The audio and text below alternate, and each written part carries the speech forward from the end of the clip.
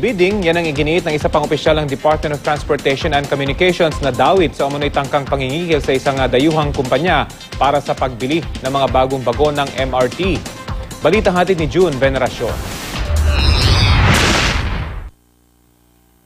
Isa si DOTC Undersecretary Irenel Limcauco sa mga nabanggit sa affidavit ni Czech Ambassador Joseph Richter at Inicon Chairman Joseph Husek na hawak ngayon ng Kamara. Sa unang pagkakataon, nagpa-unlock ng panayam si Limcauco tungkol sa issue. Wala raw siyang alam sa meeting kung saan tinangkaraw kikilan ang Inicon ng grupo ni MRT General Manager Al Vitangcol III para makuha ng Czech company ang kontrata sa pagbili ng mga bagong bagon ng tren. I was not there, I'm not involved.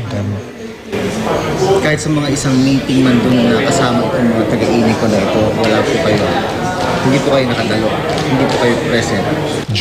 During the alleged, of course, no.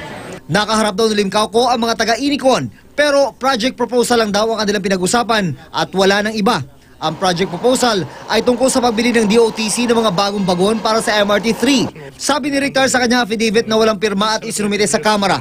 Nakaharap daw nila si Limcauco bago mangyari ang bidding. Ganon din ang sabi ni Inicon Group President Husek. Sa affidavit din ng dalawa, wala silang nabanggit na kasama sa meeting si Limcauco nung tinangkaraw ng grupo ni Vitangcol na kikila ng Inicon Group ng $30 million na bumaba sa $2.5 million. Sabi ng Inicon, di na raw sila isinama sa bidding, pero itinanggi ito ng DOTC. Ang proyektong ito ay nai-award na sa Dalian Locomotive and Rolling Stock Company na isang Chinese company. Sabi ni Limcauco, malinis ang bidding na naisagawa.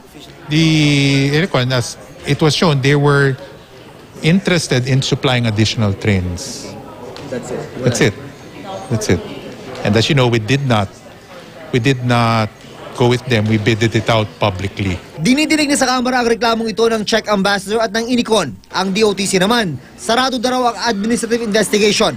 Wala naman daw naghain ng reklamo mula sa panig ng mga dayuhan.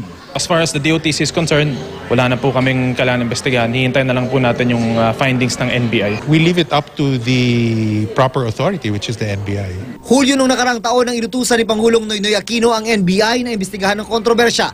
Pero hanggang ngayon, wala pa rin inilalabas na pinal na resulta. June Veneracion, GMA News.